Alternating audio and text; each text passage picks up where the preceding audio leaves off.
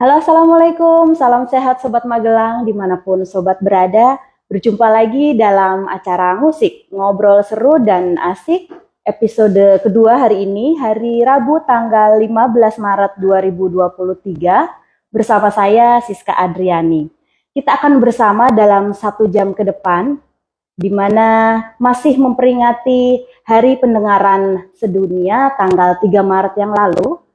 Hari ini tema yang akan kita angkat pada musik kali ini adalah tentang pentingnya menjaga kesehatan dan kebersihan telinga. Dan hari ini bersama saya nih sudah bersama narasumber kita yang luar biasa dengan Dr. Terry Tulus, spesialis THT, dokter spesialis telinga, hidung, dan tenggorokan, Rumah Sakit Umum Daerah Merah Putih. Halo dokter, apa kabar? Gimana kabarnya nih dok? Iya. Oh ya. Semangat ya dok, masih ya dok? Iya, alhamdulillah masih semangat. Sudah selesai pelayanan hari ini? Alhamdulillah sudah selesai. Alhamdulillah. Oke, mungkin sebelumnya nih dokter, ada sobat sehat yang baru ikut bergabung atau follower baru di RSUD Merah Putih. Sekedar info nih, lokasi RSUD Merah Putih ada di Jalan Magelang, Yogyakarta, kilometer 5, Mungkidan Danurejo, Mertoyudan, Magelang. Dekat dengan pertigaan lampu merah Melondo. Oke sobat, menjaga kesehatan telinga merupakan investasi jangka panjang ya, karena telinga merupakan indera yang menunjang fungsi tubuh manusia.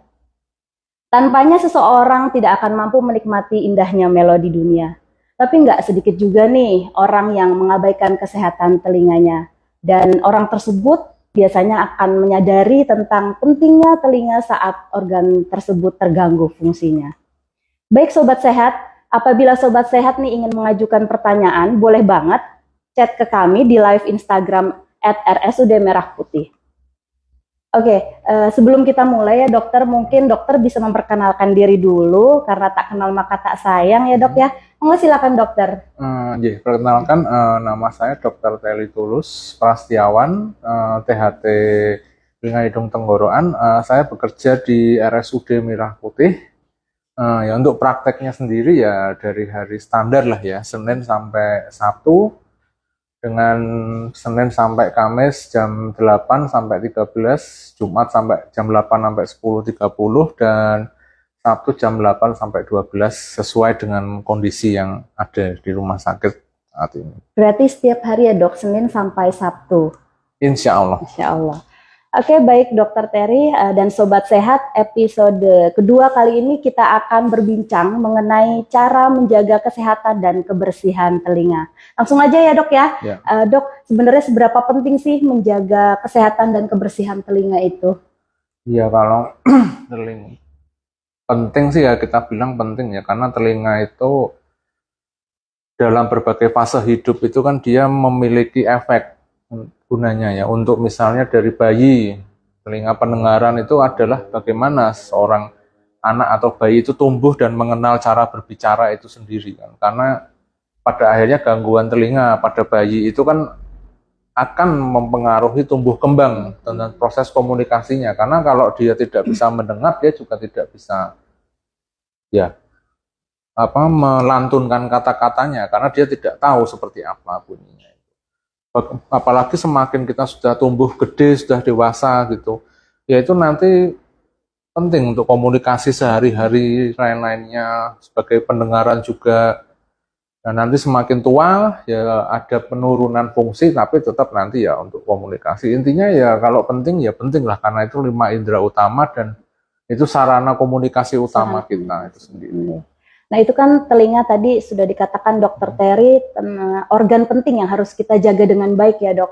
Nah kaitannya dengan telinga ini apa aja sih dok, macam-macam gangguan telinga? Apakah hanya tidak bisa mendengar saja? Kalau gangguan ya mungkin sebenarnya lebih ke arah fungsi ya, dan ketidaknyamanan ya.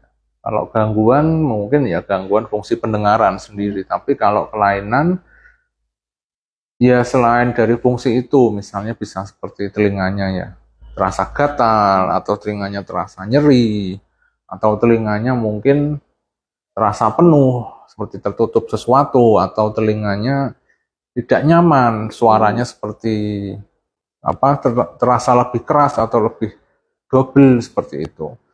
Jadi memang ya utamanya sih pendengaran ya gangguannya. Cuma yang sering dirasakan sebenarnya bukan cuma itu, tapi juga terkait proses-proses kenyamanan dan sensasi itu sendiri. Salah satunya mungkin yang agak jarang ya kurang dipahami ya keseimbangan sendiri. Jadi rasa seperti pusing berputar, terutama pada perubahan posisi kepala itu, karena di belakang telinga kita sendiri juga ada organ-organ keseimbangan.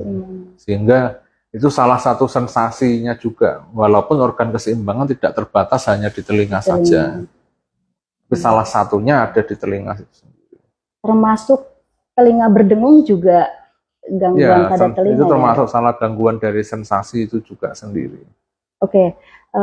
Selama menjadi dokter di RSUD Merah Putih nih dok, penyakit telinga yang banyak diderita nih oleh masyarakat terutama di wilayah Magelang dan sekitarnya itu apa aja sih dok? Kalau boleh tahu?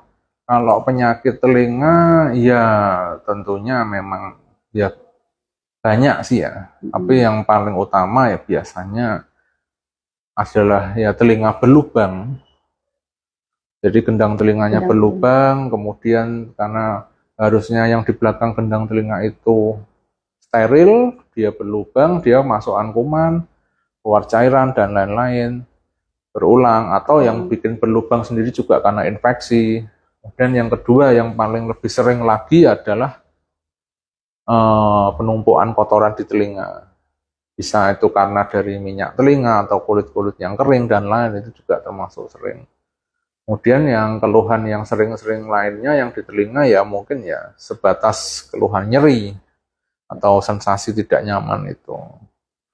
Oke. Kalau misalnya nih kita ada gangguan pendengaran pada telinga, ada nggak sih dok deteksi dini atau screening awal untuk bisa menentukan diagnosanya itu karena gangguan apa, atau ada cara deteksinya seperti apa dok? Kalau deteksi dini ya sebenarnya tergantung pada tahap masing-masing ya. Mungkin kalau pada tahap bayi, deteksi dini itu susah dilakukan karena biasanya baru dirasakan saat ada bayi itu ada gangguan dari tumbuh kembang itu sendiri. Biasanya setelah dewasa dia kok pendengarannya ya karena pendengarannya kurang bagus, komunikasinya mungkin agak berbeda, pertumbuhan bicaranya agak berbeda dari anak. Salah satu yang bisa mempengaruhi itu adalah pendengaran. Nah, cuma untuk deteksi sendiri itu pendengaran biasanya ya kita harus menggunakan alat-alat khusus gitu, seperti ya salah satunya otoakustik. Itu adalah alat yang dimasukkan ke telinga, kemudian nanti menilai apakah sel-sel bulu getar yang di dalam telinga itu berespon terhadap frekuensi tertentu. Kemudian nanti ada tes-tes pendengaran yang lain yang khusus untuk anak yang bisa dipraktekkan yang lebih objektif gitu. Itu untuk meng-screening awal. Nah, sedangkan untuk dewasa sendiri ya lebih susah kalau screening awal karena kita semua ya berdasarkan pada persepsi kita sendiri. Kita screening awal misalnya screening awal dulu apa dulu ada kotoran orang tidak akan merasakan apa-apa sebelum kotorannya nutup. Biasanya setelah dimasukkan air kok jadi mampet, nah itu karena kotorannya mengembang menutup.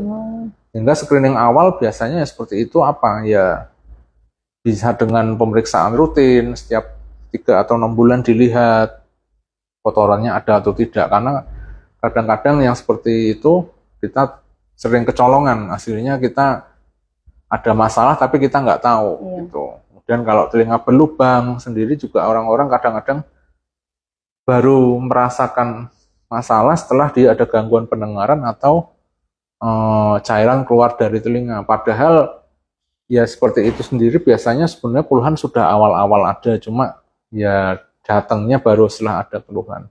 Jadi kalau screening awal untuk yang di usia dewasa ini mungkin ya biasanya kalau dari gejala sudah muncul mungkin lebih baik langsung berobat. Kadang-kadang ya ada bisa minta tolong teman atau apa untuk melihat di telinga gitu. Cuma nanti tetap ujung-ujungnya kan harus dikonfirmasi juga ke dokter umum atau dokter THT untuk kelainan apa sih yang terdapat di telinga itu sendiri. Oh gitu ya dokter. Nah ini mungkin yang menjadi pertanyaan sobat sehat semuanya nih, mengenai inti dari podcast, bagaimana sih dok cara menjaga kesehatan dan kebersihan telinga? Ini kan di masyarakat kita itu ramai dengan terapi air candle atau terapi lilin. Ini apakah efektif dok untuk membersihkan lubang telinga kita? Ya, kalau seperti itu kita harus kembali ke istilahnya dasar dari telinga itu sendiri ya. Pertama, telinga itu ada yang sepertiga luar dan dalam di liang telinga itu sendiri. Nah, liang telinga itu pada dasarnya adalah dia akan memproduksi minyak. Minyak itu memiliki efek antibiotik, artinya membunuh kuman. Itu adalah salah satu proteksi dari telinga itu sendiri.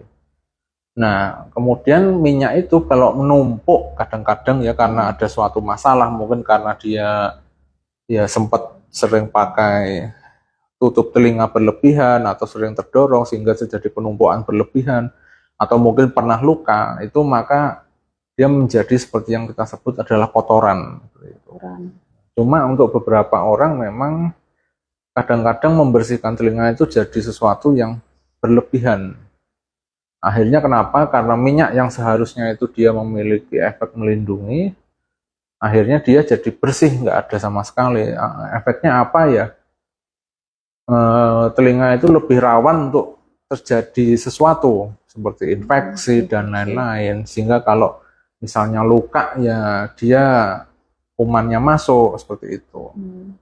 Nah kemudian minyak di telinga itu sendiri dia pada dasarnya dia akan keluar dari telinga secara normal. Jadi sel-sel kulit yang dari gendang telinga ke liang telinga itu dia akan tumbuh. Tumbuh itu bergeser sampai ke arah telinga keluar ini. Nah pergeseran sel-sel kulit itu yang akan mendorong dari kotoran di telinga itu sendiri dan kelainan itu sendiri. Jadi kalau membersihkan sebenarnya tidak disarankan. Sebenarnya sih tidak disarankan juga untuk membersihkan berlebihan apalagi sampai dalam ya. Karena kalau kotoran itu sampai ke dalam itu biasanya karena sudah ada proses manipulasi dari luar, terutama kotoran yang minyak. Sedangkan kalau kotoran yang bentuknya seperti kulit-kulit kering itu juga bisa dari proses pertumbuhan kulit yang biasanya setiap orang itu adalah beda-beda. Ada yang tidak pernah, ada yang sering, itu macam-macam seperti itu.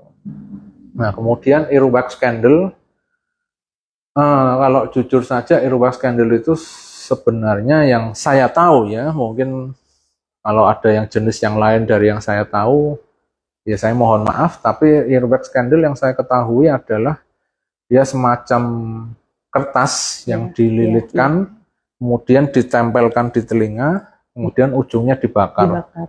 Harapannya adalah saat dibakar itu udara akan naik, mendorong apa yang ada menarik apa yang ada di luar gitu ya.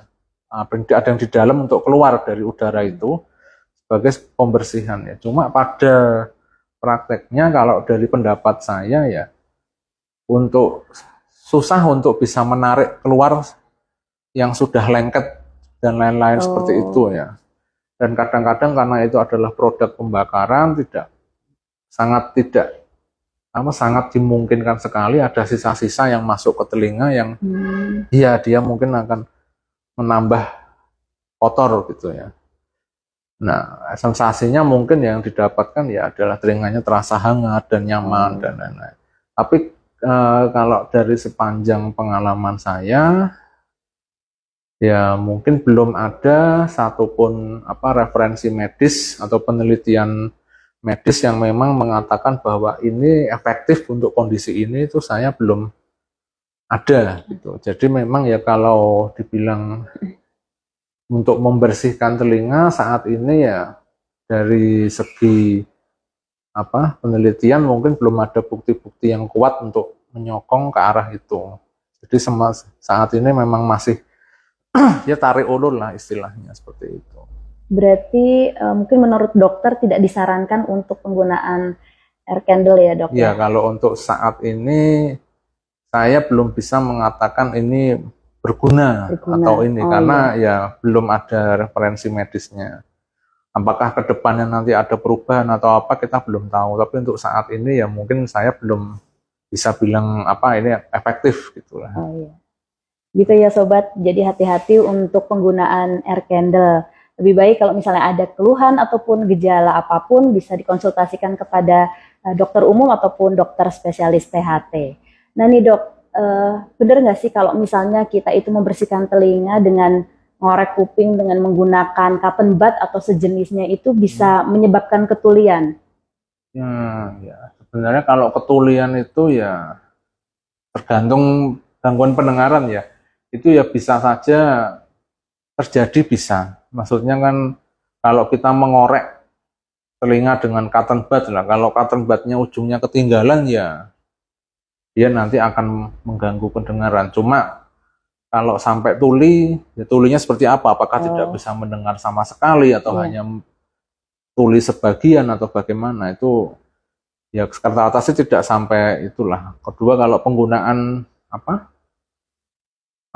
Pembersih telinga ya seperti yang sendok seperti itu gitu. Ya mungkin memang di beberapa negara lah ya seperti di Jepang itu mungkin itu hal yang wajar. Tetapi kita harus tahu bahwa anatomi dari liang telinga itu adalah telinga itu berbelok. Jadi kalau kita melihat ada kotoran kemudian kita coba ambil. Bukan berarti itu pasti nanti lurusnya akan selalu kena gendang telinga. Yang ada adalah begitu kita masuk, plus dia malah menyenggol liang telinga, sehingga resikonya terjadi luka. Dan itu ya tetap ya harus berhati-hati istilahnya ya. Jadi mungkin kalau kalau di negara lain sebenarnya ya membersihkan telinga itu adalah hal yang rutin, tapi pada dasarnya adalah kalau kita tidak berhati-hati penggunaan alat-alat seperti itu bisa berbahaya. Artinya bisa melukai telinga dan apakah bisa sampai melukai gendang telinga. Kalau saya bilang ya kalau itu benda tajam, dia kena ke gendang telinga dengan kuat, ya itu menimbulkan robekan itu bisa. Ya. Tapi ya untuk bisa seperti itu harus tekanannya kuat, bendanya harus tajam. Jadi apakah lubangnya, kalau ditanyakan dok ini lubangnya pasti karena ketusuk atau itu, ya kita belum tahu ya. Karena kadang-kadang begitu datang sudah berlubang, telinga saya sering diutak-utak apakah karena itu, ya kita dari bentuk lubangnya mungkin ya beda, tapi intinya adalah itu bisa terjadi. Cuma ya kalau terjadi sakit sekali rasanya. Kemudian kita harus tahu cotton bud itu kan ujungnya tumpul. Iya. Kenapa kok ada orang pakai yang bentuknya sendok? Karena mereka pengen mengambil seperti sekop, menyerok gitu kan. Nah kita kalau bentuknya kotoran seperti itu dipakaikan cotton bud, itu cotton bud pasti lebih sukses mendorong ke dalam daripada ngambil. Nah yang menjadi masalah apa? Begitu itu kedorong ke dalam, kemudian dia sampai nempel gendang telinga, karena itu lengket sistemnya, ya itu pasti nanti ngambilnya kan susah ya. Jadi nanti harus dikasih tetes, di tetes pun nanti belum tentu keluar semua, harus disedot dan lain-lain. Karena gendang telinga pasti agak tidak nyaman. Jadi ya penggunaan cotton bud sendiri kalau kita nggak bisa melihat dengan jelas, ya resikonya seperti itu bisa terjadi. Kemudian yang kedua ya cotton bud kadang-kadang bisa lepas itu juga. Iya.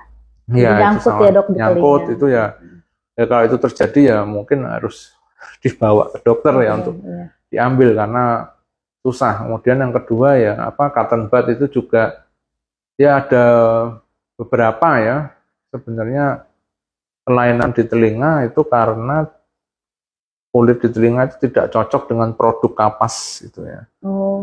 Sehingga penggunaannya mungkin yang berlebihan bisa menimbulkan reaksi iritasi pada kulit.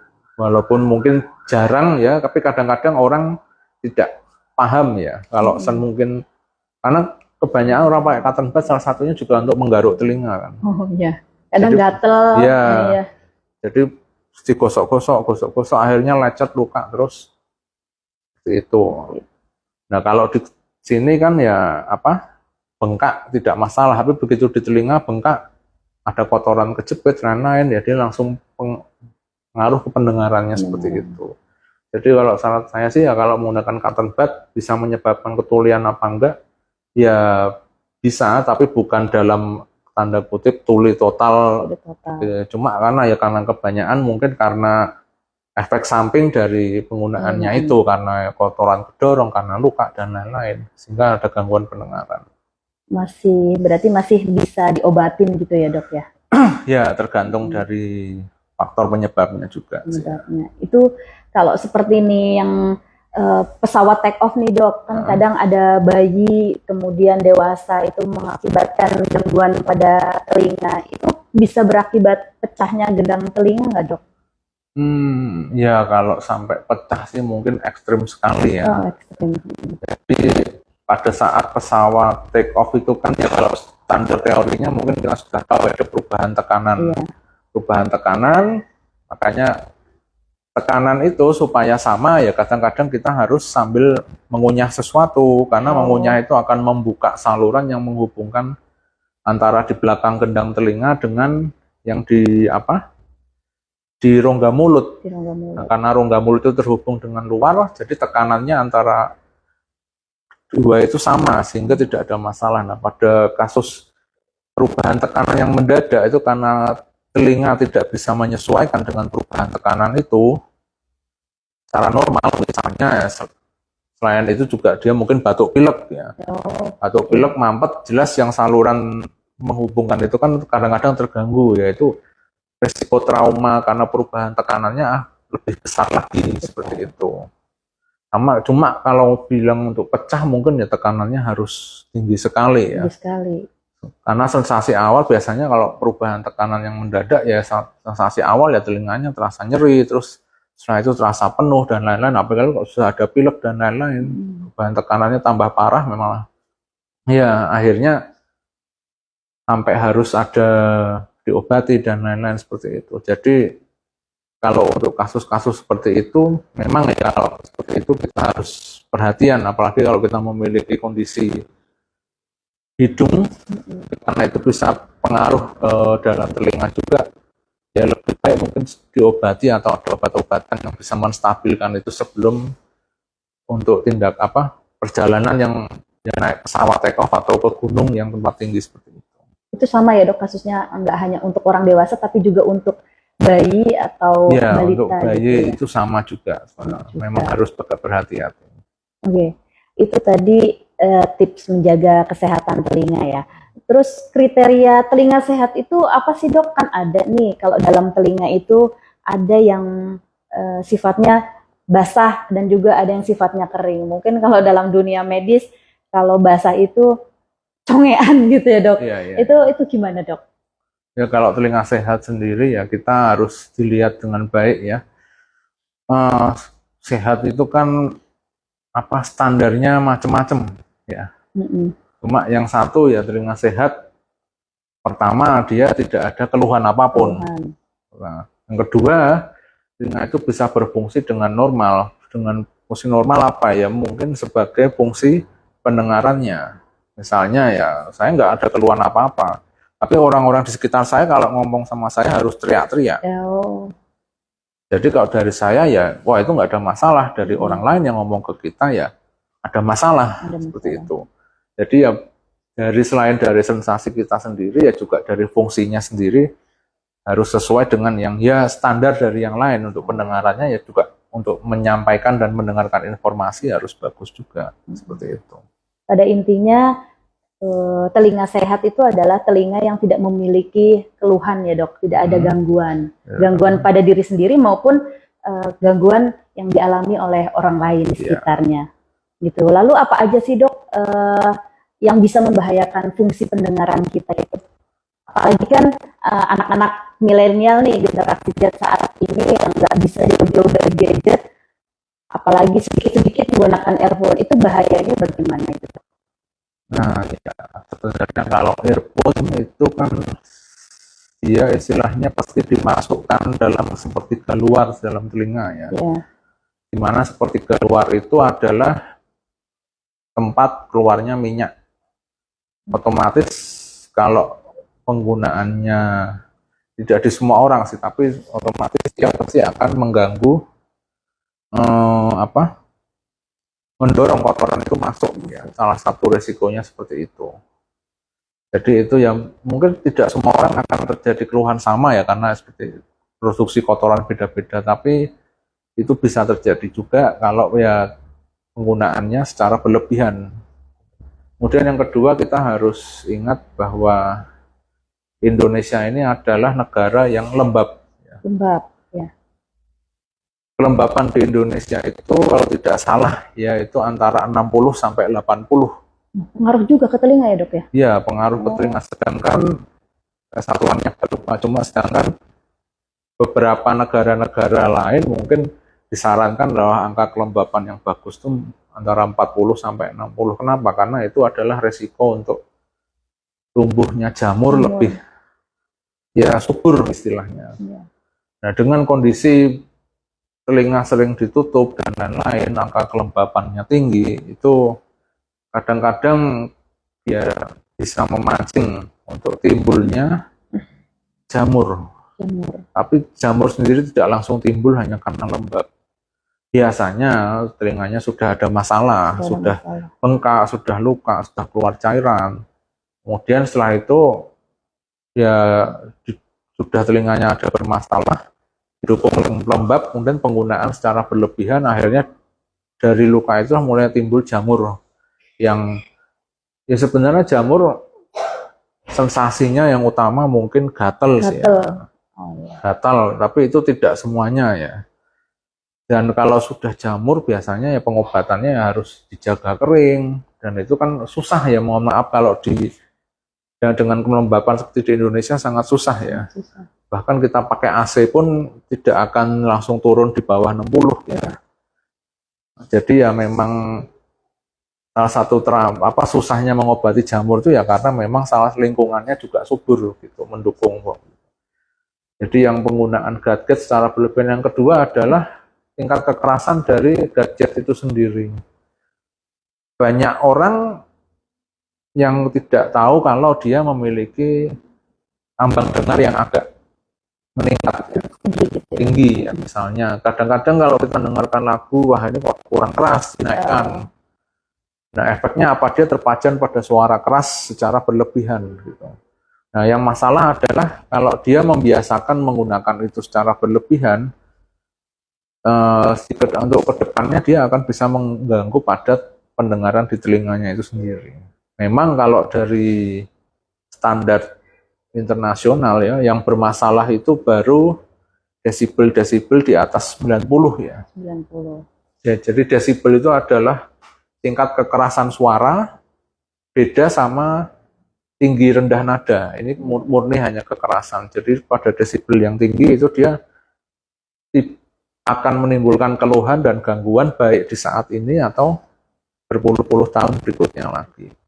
Nah, memang rata-rata jarang sih orang mau menyetel suara sekeras itu. Iya. Cuma kadang-kadang juga kita nggak tahu apakah yang kita putar itu memang sekeras itu ya. Nah, sehingga kalau pas kita tidak tahu, itu jadi siklus kita menggunakan berlebihan, akhirnya apa ya, nanti kita tahu-tahu sudah ada gangguan. Nah, itu yang kadang-kadang ya karena kita tidak tahu bahayanya, jadi agak gitu. Nah, karena itu mungkin di beberapa produk-produk alat musik dan di HP-HP sendiri mereka sudah menggunakan istilahnya adalah safety threshold, jadi batas keamanan untuk kekerasan itu sendiri.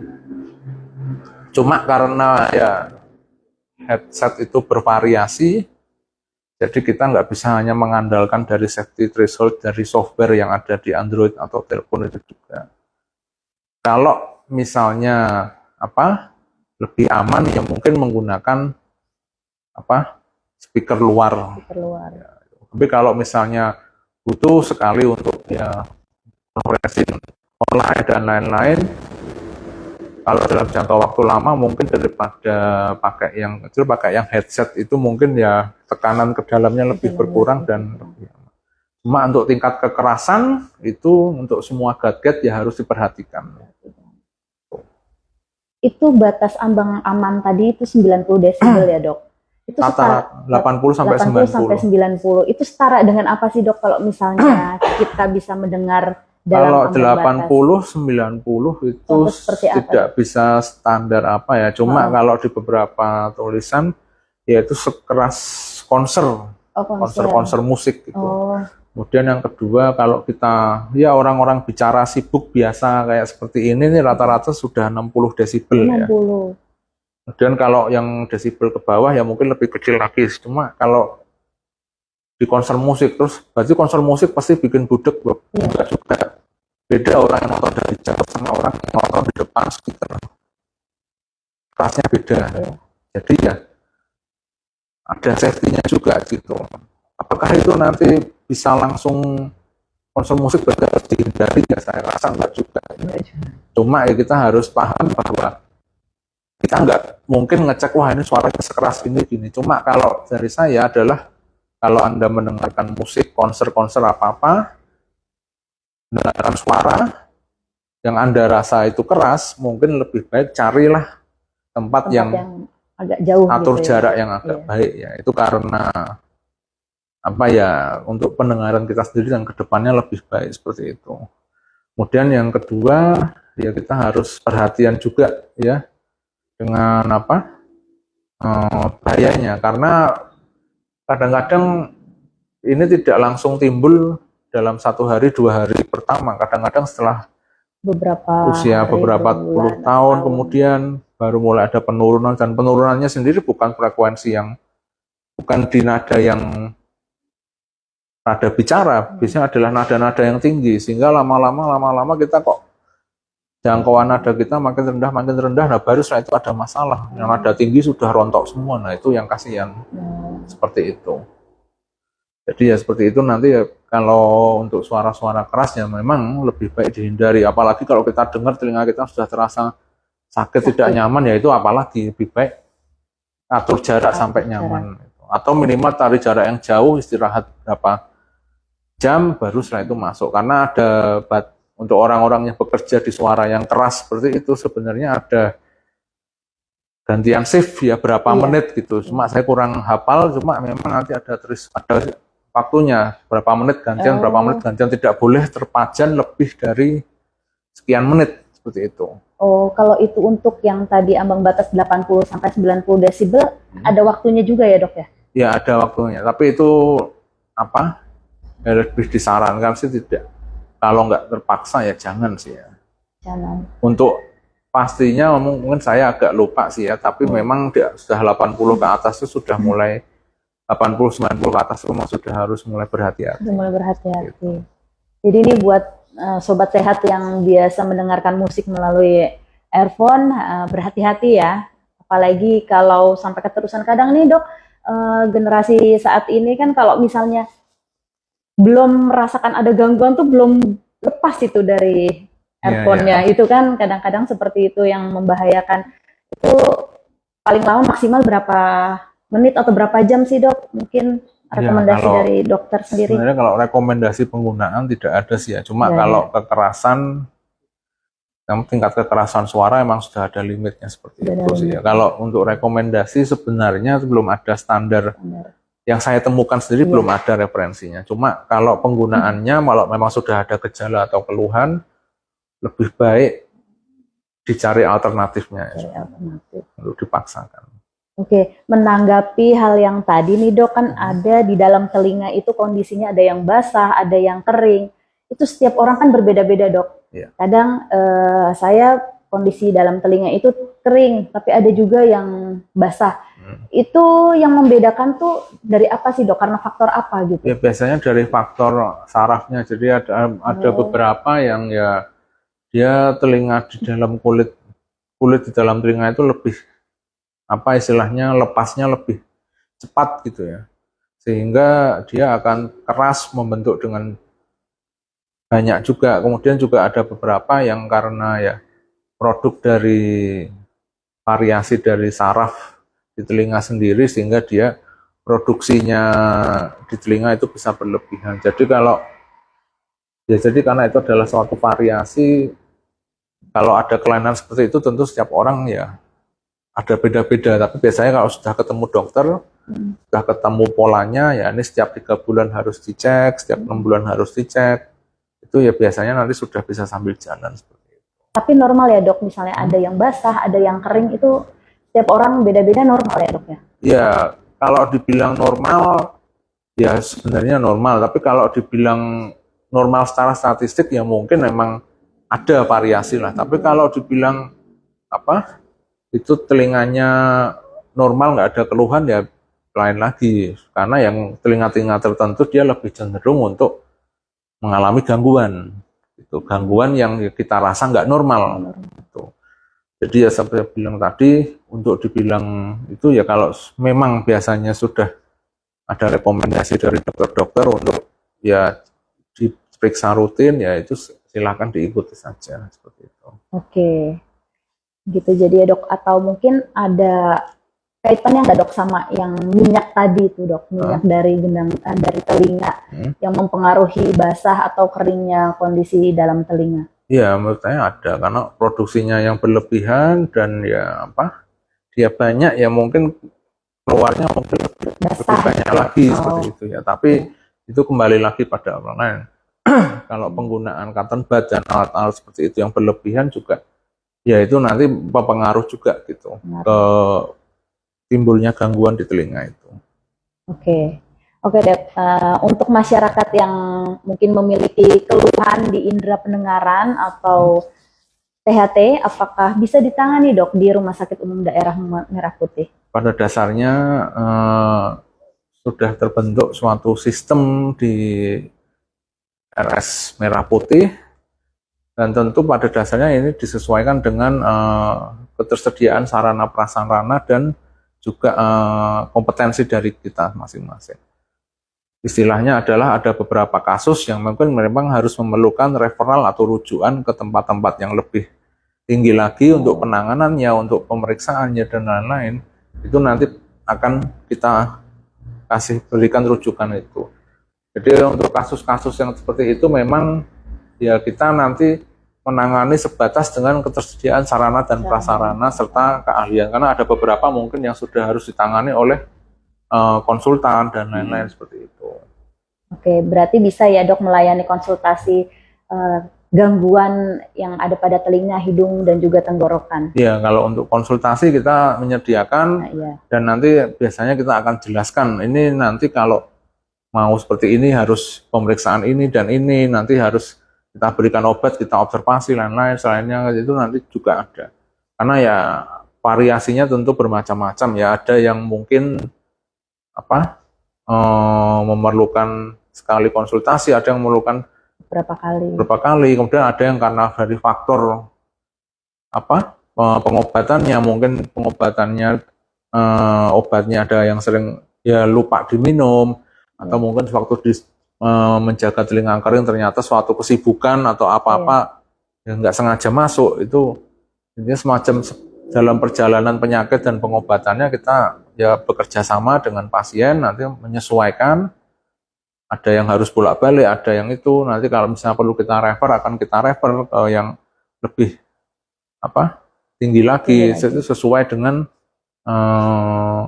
protap yang ada dan sesuai dengan kebutuhan dari pasien itu sendiri. Ya mungkin Sobat Sehat nih ada yang masih penasaran, di klinik THT ini ada alat apa aja sih dok? Ya untuk sementara ini memang untuk yang di klinik THT karena kita masih baru memulai, kita masih melengkapi, cuma yang sudah tersedia adalah ya sudah tersedia fasilitas untuk endoskopi. Itu endoskopi telinga dan hidung untuk melihat di kelainan di dalam telinga itu sendiri, kemudian kita ambil fotonya, dan hidung kita ambil fotonya juga seperti itu. Kemudian nanti dan pemeriksaan standar lainnya ya, seperti pemeriksaan dengan otoskopi dan lain-lain seperti itu. Kemudian untuk tes-tes pendengaran saat ini kita masih berusaha untuk melengkapi. Oh, berarti belum ada ya dok? Belum ada untuk saat ini. Nah, Sobat Sehat, itu tadi beberapa layanan yang ada di klinik THT RSUD Merah Putih. Saatnya kita masuk ke sesi tanya jawab ya dok. Soalnya ada beberapa pertanyaan nih dok yang masuk di Instagram RSUD Merah Putih. masuk ke kolom komentar kita. Pertanyaan yang pertama dari Aprien NKSS. Bagaimana cara yang tepat membersihkan telinga baik orang dewasa maupun anak-anak, Dok? Terima kasih. Ya, pada dasarnya anatomi anak-anak dan dewasa itu ya sama-sama melengkung sih ya telinganya. Kalau cara yang tepat untuk membersihkan telinga buat anak-anak dan orang dewasa, yang pertama ya kita harus melihat dulu ke telinga itu.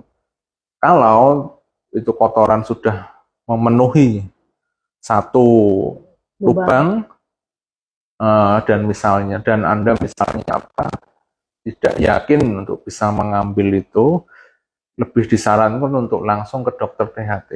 Langsung ke dokter THT. Pada dasarnya seorang dokter tidak bisa melarang ya teman sendiri gitu ya? Itu untuk membersihkan sendiri, tidak. Cuma kita lebih menyarankan langsung. Kenapa? Karena karena ada resiko-resikonya. Nah, tentu dibersihkan di THT berarti pasti nggak ada resikonya, atau resikonya ada besar. Untuk resiko untuk ada nyeri dan lain-lain pasca pembersihan itu ada, tapi setidaknya kita bisa mengidentifikasi itu dari awal dan kita bisa memberikan obat itu lebih awal lagi. Bagaimana kalau kesunduk pas ketinggalan pas di situ, nah itu nanti kan kadang-kadang ya syukur-syukur langsung berobat ya, tapi kalau misalnya tidak langsung berobat, kadang-kadang masalahnya menumpuk, akhirnya malah ya terjadi semakin tidak nyaman di telinga. Jadi kalau cara yang tepat ya, kalau dari saran saya mungkin ya dilihat dulu kotorannya seperti apa. Kalau misalnya ya cuma kayak tumpuan kecil yang bisa dibersihkan pelan-pelan saja, saya nggak apa-apa. Tapi ya dilihat dulu. Kalau kecil kemudian misalnya anak-anak kecil kotorannya ada kayak kecil lah gitu, kemudian pakai cotton budnya yang ukuran dewasa gede gitu ya, saya rasa ya itu juga lebih sukses mendorong masuk daripada mengambil.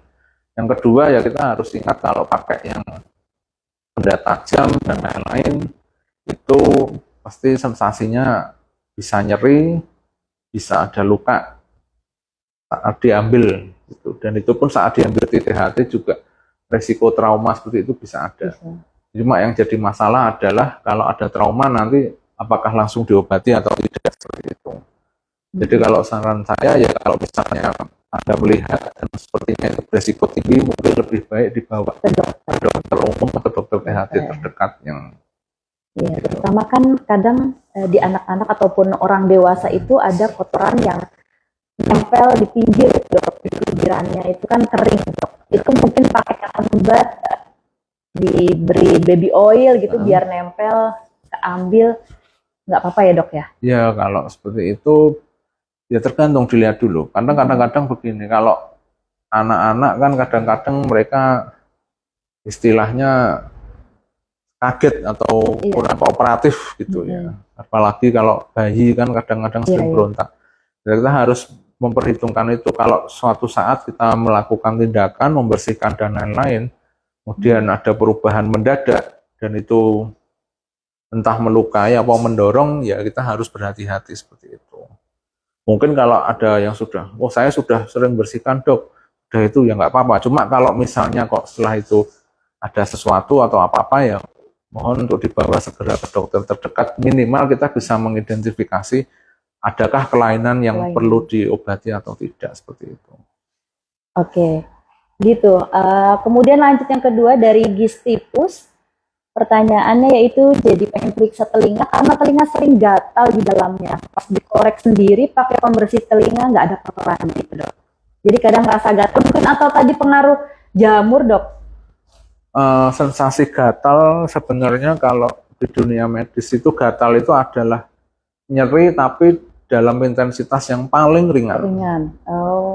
Jadi gatal itu sebenarnya bisa karena produk dari peradangan atau proses penyembuhan dan lain-lain. Nah, untuk di telinga sendiri kita harus tahu bahwa liang telinga itu seperti tadi ada minyaknya. Kalau sering dibersihkan, minyaknya tipis, dia resikonya apa? Gampang terinfeksi.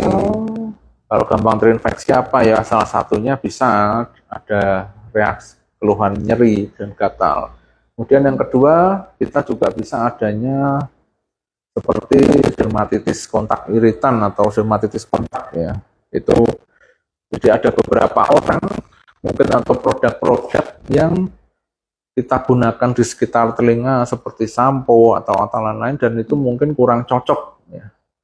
Sehingga itu pada saat masuk ke telinga atau pada saat di dalam telinga itu menimbulkan gejala seperti itu, sehingga gejala dermatitis, gejala iritasi, sehingga akhirnya dia menimbulkan sensasi gatal-gatal seperti itu. Kemudian juga misalnya salah satunya ya kapas sendiri pun pada beberapa orang dia juga bisa menimbulkan iritasi juga. Jadi kita harus berhati-hati juga untuk lainnya. Jadi kalau misalnya tidak ada kotoran, biasanya nanti kita lihat kalau misalnya ada jamur, ya itu pengobatannya jamur. Tapi jamur itu sendiri kalau jamurnya timbul karena dia dulu sering dibersihkan, sering lain-lain, sering kemasukan air, itu nanti ya faktor-faktor penyebab awalnya juga harus kita kontrol. Seperti ya jangan sampai kemasukan air, jangan diutak-atik dulu, dan jangan menggunakan produk-produk tertentu yang setelah dipakai ternyata menimbulkan sensasi nggak nyaman seperti itu. Bukan salah produknya, cuma memang ya itu ada beberapa yang tidak cocok. Ada beberapa yang tidak cocok. Itu tadi kalau dari sampo ya dok ya, misalnya nggak cocok. Kalau misalnya dok dari bedak tabur itu, bisa juga nggak dok? Ya, pada dasarnya semua produk yang digunakan itu ada kemungkinan buat seseorang untuk nggak cocok. Ya. Yang buat contoh gampangnya plester yang sering dipakai bedah, plester Hipafix, itu juga ada beberapa orang yang kalau dipakai dia langsung merah, iritasi ya. Padahal buat orang-orang, padahal itu ya buat orang-orang kebanyakan itu. Jadi memang apakah ya kita baru tahu itu iya atau tidak biasanya setelah terkena seperti itu. Ya. Jadi nggak bisa langsung ditebak, oh ini pasti kayak gini, enggak seperti itu. Oke, gitu ya. Lanjut dok, jika anak-anak tidur dengan mendengkur, apakah ada permasalahan dengan THT, penanganannya dengan obat, atau ada cara pencegahannya tersendiri dok? Ya, ini sebenarnya ada agak hal yang kompleks ya. Pertama begini, ada suatu penyakit yang kita sebutkan adalah sleep apnea. Sleep itu tidur, apnea itu tidak bernapas. Berhenti, ya. Nah, kalau cuma mendengkur tok, berarti dia ada hambatan, tapi dia tidak mengganggu. Nah, tapi kalau apnea, efeknya apa? Pada saat anak atau orang tersebut tidur, dia akan terbangun. Kenapa? Karena nafasnya terhenti. Dia harus ada refleks bangun untuk itu. Nah, pada orang yang dengan sleep apnea berulang, di masa kecil, dewasa, itu resiko untuk timbul kelainan di kardiovaskular, artinya di kelainan di jantung, itu lebih tinggi. Dan itu mengganggu kualitas hidup, karena biasanya akan cenderung untuk lebih ngantuk dan lelah di pagi hari ya. Dan itu ada gradingnya masing-masing. Nah, sleep apnea itu bisa kalau cuma mendengkur, biasanya yang terganggu adalah orang yang tidur di sebelahnya. Tapi kalau sudah sleep apnea, yang terganggu adalah orang itu sendiri. Nah, intinya apa? Sleep apnea, dia bisa dilihat dari kualitas tidurnya. Nah, sleep apnea ada yang sifatnya sentral dari pusat pernapasan, ada yang obstruksi dari jalan napas. Kelainannya bisa macam-macam, dari hidung, dari belakang hidung, dari rongga mulut, belakang mulut, dari leher, posisinya, dan lain-lain. Pertama, berat badan ya, orang yang gendut sendiri ini juga biasanya cenderung resiko untuk sleep apnea. Jadi salah satu yang pertama yang direkomendasikan adalah menurunkan berat badan. Yang kedua, kelainan dari anatomi. Itu bisa dengan amandelnya. Amandel sendiri ada yang di belakang hidung, ada yang di belakang lidah, dan ada yang amandel yang sering diambil yang di samping rongga mulut ini. Beda-beda ya dok? Beda, ada 3. Nah itu kalau gede juga. Kemudian ada kelainan anatomi, ada yang uvulanya, uvula itu yang kayak memanjang di tengah itu. Kalau kita lihat di mulut itu bisa memanjang juga ada kelauan. bentuk gigi, apakah bentuk giginya itu maju atau mundur, sehingga di sini lebih sempit itu bisa. Lidah besar atau kecil bisa. Nah, pada akhirnya adalah seperti itu. Nah, jadi kalau pada anak-anak yang ada keluhan mendengkur, kemudian ada gangguan kualitas tidur dan lain-lain, itu biasanya dicek dengan namanya semacam sleep study. Jadi pasien ini dicek saat tidur di endoskopi, sleep endoskopi. Ya. Itu hanya ada di center, kemudian setelah itu ada juga pada pasien tidur dia diukur saturasi oksigennya, jumlah oksigen dalam darahnya, diukur kedalaman tidurnya bisa sampai berapa.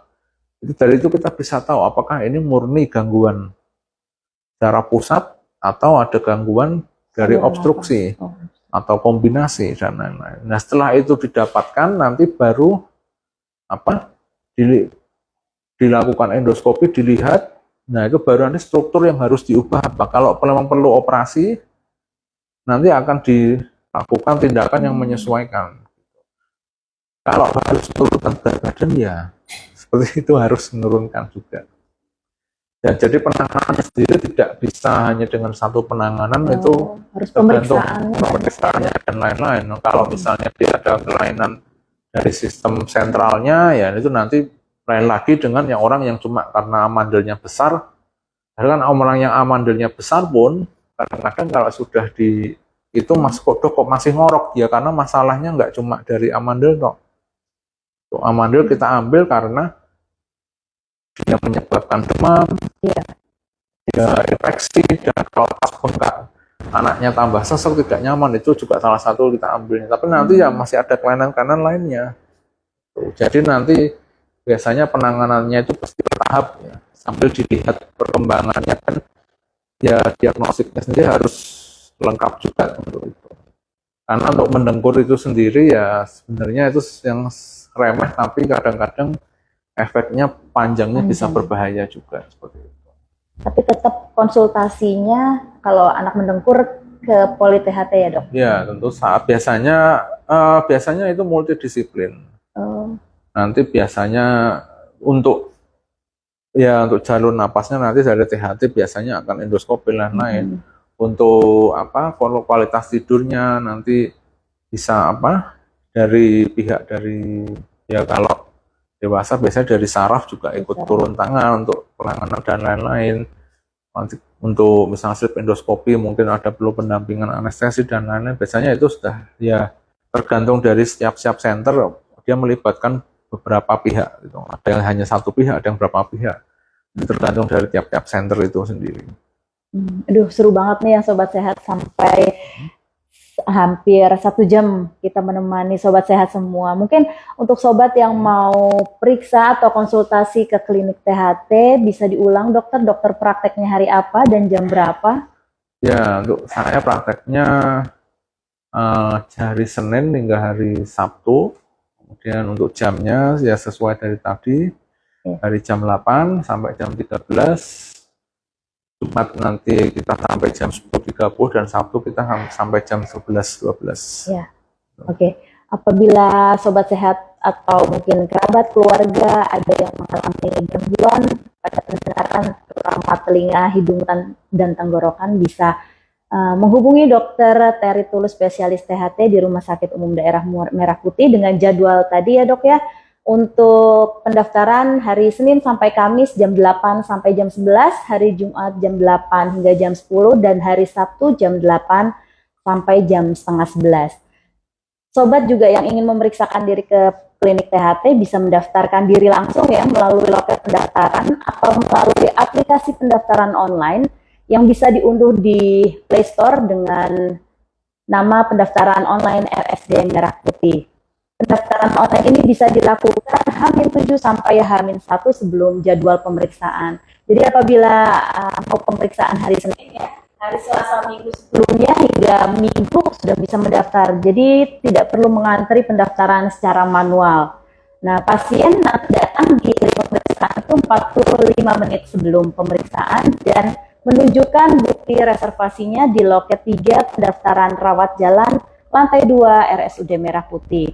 Untuk informasi lebih lanjut, Sobat dapat menghubungi layanan informasi RSUD Merah Putih di WhatsApp dengan nomor 0811-258-6000. Saya ulang, 0811-258-6000 atau melalui telepon di 0293-320-2654. Saya ulangi, 0293-320-2654. Jangan lupa ya follow Instagram @RSUD Merah Putih untuk mengetahui informasi layanan kesehatan terbaru kami. Oke, jadi kesimpulannya adalah jaga selalu kesehatan telinga kita karena telinga merupakan investasi yang jangka panjang dan amat sangat berharga. Stop mengorek telinga sendiri apabila sobat sehat mengalami keluhan maupun gangguan pada pendengaran. Periksakan dan konsultasikan ke dokter spesialis THT. Begitu ya sobat. Dokter Ferry, terima kasih banyak nih atas informasi yang sangat menarik tentang pentingnya menjaga kesehatan dan kebersihan telinga kali ini di musik episode kedua. Terima kasih sobat juga sehat sudah menyimak musik episode kedua. Sampai jumpa di episode berikutnya. Salam sehat. Terima kasih dokter atas kehadirannya, atas informasinya. Semoga kita bisa bertemu di lain kesempatan dengan judul yang mungkin lebih menarik lagi ya dokter. Selamat siang dan wassalamualaikum warahmatullahi wabarakatuh. Waalaikumsalam.